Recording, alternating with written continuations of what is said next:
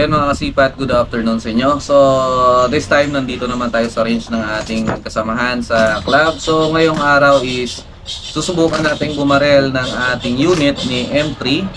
Yung barrel natin is susubukan natin ibarel sa BR25 na papel with Astro A10 na pellets. So, na-resize natin ito sa 5.54 mm na head size diameter. So, yan kasi mga kasipat, marami kasi sa atin na nag-request na ibarel doon natin sa BR25 na papel. Dahil last video ko dito regarding sa barrel is nakapagsabi ako na kung mga local or generic pellets lang yung gagamitin sa competition within 25 meters, lalaban itong ating barrel. So, ayun mga kasipat, na-trend na kasi to, kaya ibabaril natin with silencer ni Sidekick. And then, eto, bibigay lang ako ng konting partida. So, hindi po pang BR yung scope natin na nilagay. Ito po ay for hunting purposes na scope lamang ni Joven Optics. So, ayun nga pala, shout out kay Joven Optics Mikey. So, thank you so much sa napakagandang scope na pinadala mo sa akin. So, yung scope po natin, yung specs nito is 4 to 16x lang.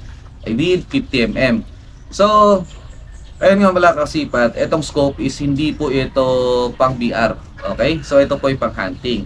So, i-review lang natin ito sa next video natin dahil for now, nilagay ko na lang para meron tayong pang sipat sa ating target. So, medyo mahirap ito kasi hanggang 16x lang. So, kung mag-BBR ka, advisable ko na dapat hanggang 30x to 40x yung gagamitin nyo with 1/8 MOA.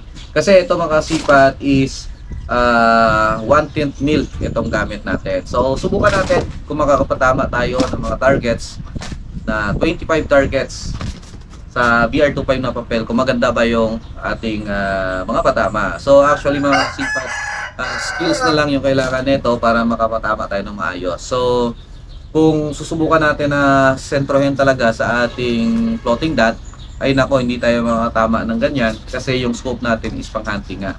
So, papakita ko lang sa inyo kung gaano kalakas yung hangin dito. Eto.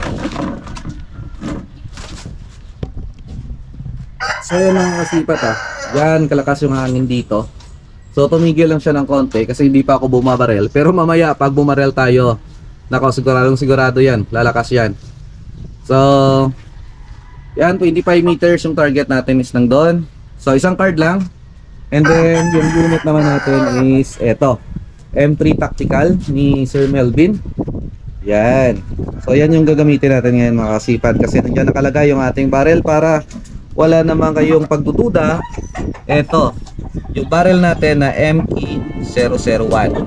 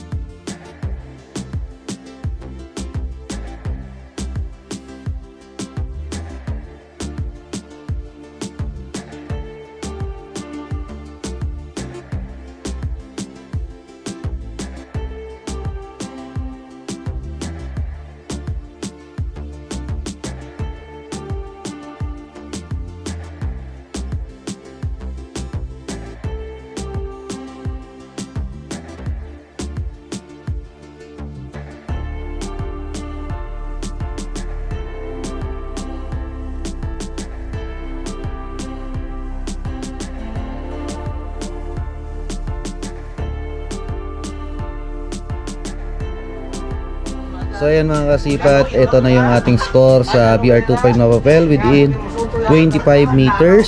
So Astro 18 with 5.54 head size diameter out of 240 na perfect score, nakaroon tayo ng 236 na score. So yung X natin is 4X lang. So line 1, down 1 tayo. Line 2, yung score natin dito is 46, so may down 4 tayo.